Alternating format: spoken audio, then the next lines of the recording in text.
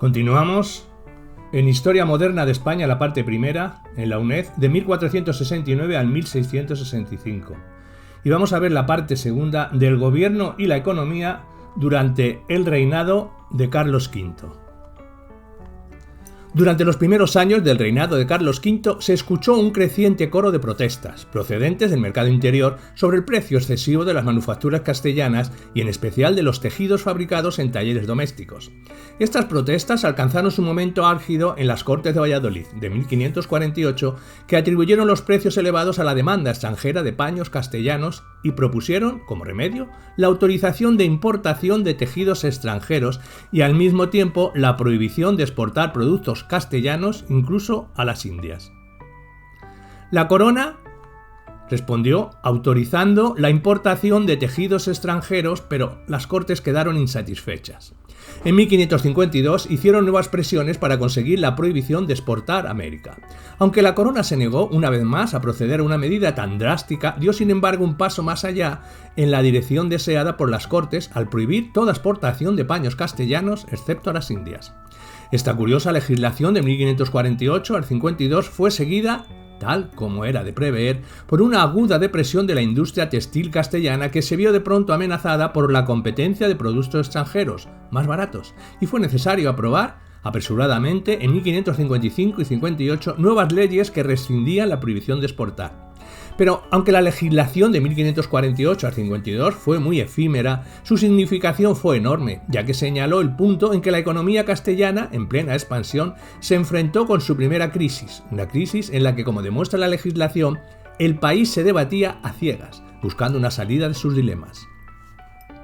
La causa de la crisis es bastante clara. Los productos castellanos eran considerablemente más caros que los importados del extranjero, pero las razones exactas no parecían nada claras a los contemporáneos y han sido tema de discusión apasionada, aunque inconclusa hasta nuestros días. Las Cortes atribuían el fenómeno a la gran demanda extranjera e indiana de productos castellanos. Durante la década de los 50, Martín de Azpilicueta, uno de los miembros de la notable escuela de escritores dedicados a temas económicos y financieros que floreció por aquella época en la Universidad de Salamanca, ofreció una nueva explicación del alza de precios en España.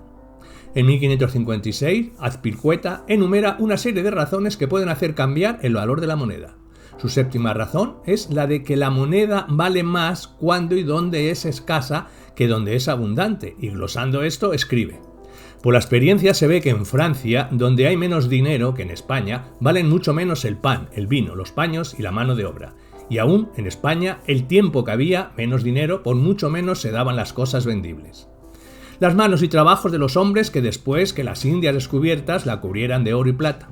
He aquí la primera exposición clara de la teoría cuantitativa en relación con el flujo de metales preciosos procedentes de América, publicada 12 años antes de su exposición por el francés Jean Bodin, a quien se considera generalmente su descubridor.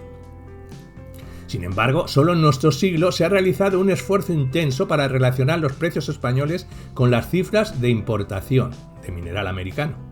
En 1934, el economista norteamericano Gerald Hamilton, después de reunir y examinar una voluminosa información estadística sobre la plata americana y los precios españoles, llegó a la conclusión de que la estrechísima relación entre el aumento en volumen de las importaciones de plata y el aumento de los precios durante todo el siglo XVI, y sobre todo a partir de 1535, demuestra sin discusión posible que las caudalosas minas americanas fueron la causa principal de la revolución de precios en España. Esta explicación fue inmediatamente aceptada en la época en que se formuló, pero en los últimos años se ha ido adquiriendo conciencia de que la aceptación de la tesis en la forma presentada por Hamilton plantea ciertas dificultades a las que no se ve de momento solución posible. Nadie discute la existencia de una dedicada tendencia alcista en los movimientos de precios españoles durante el siglo XVI.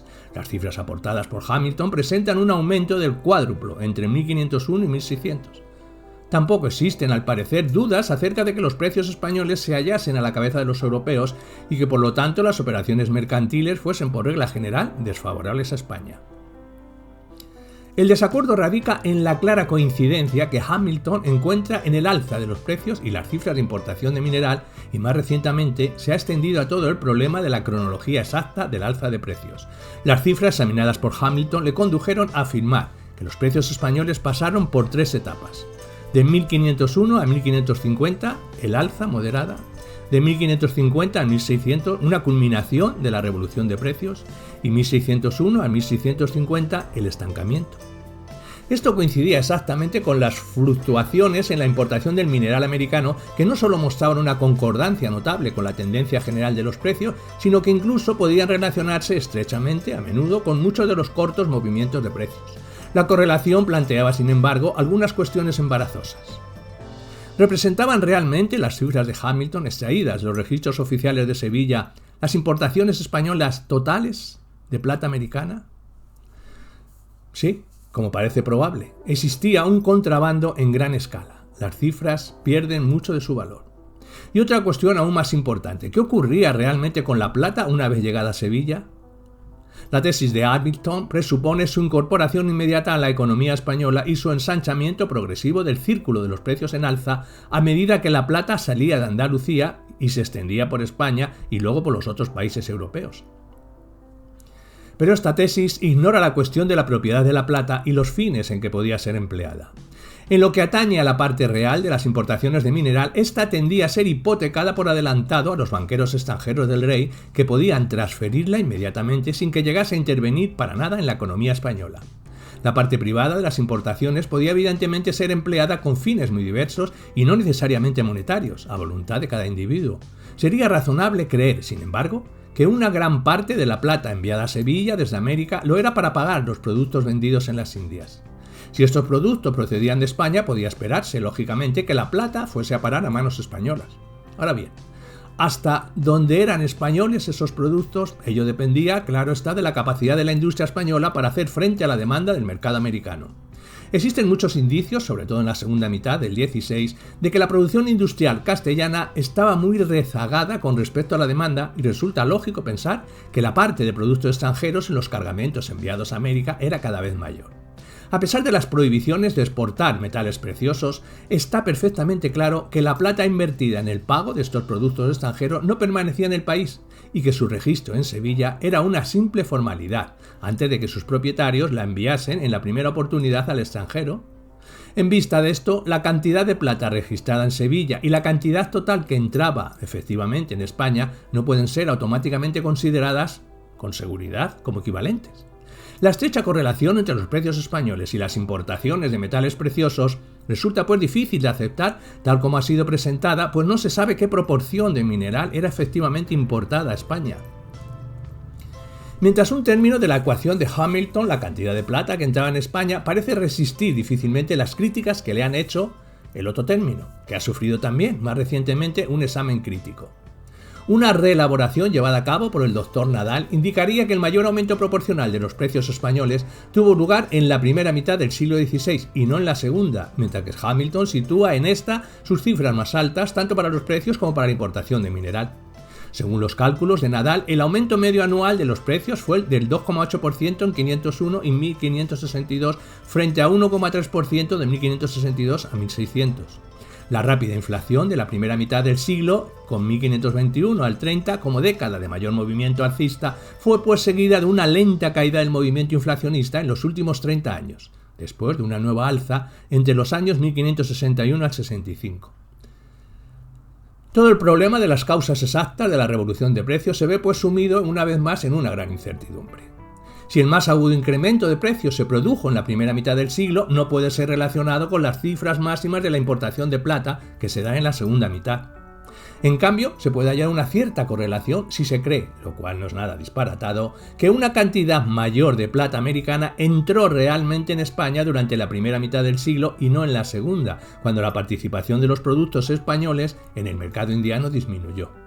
Pero incluso si no se halla la menor correlación, no puede caber la menor duda de que el flujo de plata americana desempeñó un importante papel en el alza de los precios, aunque la naturaleza exacta de esta participación sea muy difícil de determinar. Chaunot llevó recientemente a cabo un intento de ampliación de la interpretación hamiltoniana relacionando los precios españoles no con las fluctuaciones en las importaciones de plata registradas, sino con las del comercio sevillano con el Nuevo Mundo, tal como están reflejadas en las cifras de los fletes transatlánticos. A esto, sin embargo, se puede objetar que las cifras de flete, aunque ofrecen muchas indicaciones acerca de las necesidades del mercado americano y de la técnica general de los negocios, no pueden por sí mismas aportar ninguna prueba concluyente acerca del nivel de producción de Castilla si no se sabe, y así ocurre, qué proporción de los cargamentos transatlánticos estaba integrada por productos exclusivamente castellanos. Mientras no se tenga esta información, resulta difícil ver cómo pueden ofrecer acerca de la cantidad de plata incorporada a la economía castellana indicaciones más seguras que las proporcionadas por las estadísticas sevillanas de Hamilton. En cambio, la interpretación de Chauny tiene el gran mérito de venir a ampliar los horizontes de la discusión al mostrar una interrelación mucho más sutil de lo que hasta ahora se creía entre la economía castellana y la de las posesiones transatlánticas de Castilla. Parece claro, por lo menos, que un análisis satisfactorio de las causas de la revolución de precios tendrá que tener en cuenta muchos puntos aparte el flujo de metales preciosos. La devaluación monetaria que hizo subir los precios en la Inglaterra de Enrique VIII y en la Francia de Francisco I no se produjo en la España de Carlos V, pero los empréstitos del emperador, que financió parcialmente con la creación de juros, habían de tener claras consecuencias inflacionistas. Este aumento procedía en parte del incremento demográfico interior y en parte de la expansión de los mercados tradicionales de Flandes e Italia, junto con la creación de un mercado completamente nuevo en América. Aunque Castilla hizo grandes esfuerzos por cubrir esta demanda, la efectividad de estos esfuerzos se veía limitada por el carácter primitivo de su organización agraria y también en algunos sectores por la escasez de mano de obra. La incapacidad de la agricultura castellana para alimentar a una población interior cada vez mayor y al propio tiempo abastecer el nuevo mercado americano hizo subir los precios de los artículos alimenticios hasta un nivel que hacía cada vez más difícil para el castellano medio cubrir sus necesidades más inmediatas y no le permitía gastar nada en los productos manufacturados esenciales, los más importantes de los cuales eran los textiles. Los precios de estos se habían visto forzados al alza por la insuficiente producción de la industria castellana, de la cual era enviada una parte importante al provechoso mercado americano. Una interpretación, a grandes rasgos, en este sentido, ofrece una explicación de la expansión inicial de la industria en la Castilla del siglo XVI y del estancamiento que siguió, que difiere de la presentada por el profesor Hamilton. Para Hamilton, el principal estímulo al progreso industrial reside en el retraso de los salarios con respecto a los precios. Estos aumentan más rápidamente que los salarios en la primera mitad del siglo y esto proporciona al industrial castellano un incentivo mayor que el de sus competidores extranjeros. En lugar de la explicación hamiltoniana, mediante la interrelación de precios y salarios, sería más acertado establecer una interpretación sobre la base de las posibilidades de extensión del mercado que actuaron de estímulo inicial para la expansión económica de Castilla, pero encontraron luego toda una serie de dificultades, producción agrícola e industrial insuficiente, precios con los que no podía competir, que el país no consiguió superar. Aunque los genoveses dominaban seguramente en el sur, existía una activa clase de comerciantes y financieros castellanos en las ciudades del norte de Castilla durante el reinado de Carlos V. Andreas Navaguero lo dice muy claramente en su descripción de la ciudad de Burgos que visitó durante sus viajes a la península, entre el 1524 y el 26. Muchas de las familias estaban empeñadas y empañadas en negocios a gran escala. Tras haber hecho su fortuna en el comercio de la lana, se habían lanzado a otras transacciones comerciales y financieras, incluidos los negocios de crédito por cuenta de Carlos V, y tenían agentes en las bancas sevillanas, donde existían varios importantes banqueros del país, como los Espinosa, probablemente una familia de conversos originaria de Medina de Rioseco. No hay razón para creer que estos negociantes castellanos estuviesen en modo alguno más atrasados en las técnicas comerciales y financieras que sus colegas del resto de Europa. El amplio uso del castellano como idioma comercial en centros comerciales extranjeros indica que los comerciantes españoles no pecaban de provincianos y Simón Ruiz, por ejemplo, puede ser considerado como el prototipo del hombre de negocios del siglo XVI. Pero gran parte de la responsabilidad del fracaso económico de Castilla debe ser buscada a un nivel superior al del empresario, en el plano del gobierno y no en la del hombre de negocios. Muchas de las deficiencias del gobierno deben ser atribuidas en realidad a los fracasos del Consejo de Hacienda. Sus miembros carentes casi todos de una experiencia personal en el campo de los asuntos comerciales y financieros, no hicieron ningún esfuerzo por elaborar un programa económico coherente o por meditar acerca de las consecuencias para la economía castellana de la adquisición del Imperio americano. Se alude a menudo a la política mercantilista de la España del siglo XVI, pero se puede objetar que fue precisamente debido a la falta de una política mercantilista, consistente y constante, por lo que el país tropezó con tan serias dificultades económicas. No se intentó ninguna explotación sistemática de los recursos del Nuevo Mundo, con la excepción de las minas, y no se hizo prácticamente nada por desarrollar en las Indias una economía que fuese complementaria a la de Castilla. Si el gobierno ordenó la destrucción de los viñedos y los olivares recién plantados en el Perú por temor a que hiciesen competencia a las exportaciones del vino y el aceite de Andalucía, no se puso ninguna traba al libre desarrollo de las industrias coloniales, y el propio Carlos V estimuló de modo especial la industria sedera de Nueva España, a pesar de que era una competidora evidente de la granadina. Este libre desarrollo de la industria colonial fue permitido, seguramente, por la incapacidad de la industria castellana para cubrir las necesidades del mercado americano, pero parece que el gobierno no supo advertir que el modo lógico de solventar el problema hubiera sido fomentar el desarrollo de la industria en la metrópoli. De modo semejante, no se hizo nada para abordar el problema de la acuciante falta de navíos que eran imprescindibles si se quería asegurar un auténtico monopolio español del comercio con el Nuevo Mundo. Pero el más grave de todos los fracasos fue el de no saber hallar un procedimiento para utilizar el suministro de plata americana en beneficio de la economía castellana. Aunque la responsabilidad de este fracaso pesa directamente sobre el Consejo de Hacienda, está en última instancia ligado a la más amplia cuestión de los medios empleados por Carlos V para la financiación de su política imperial.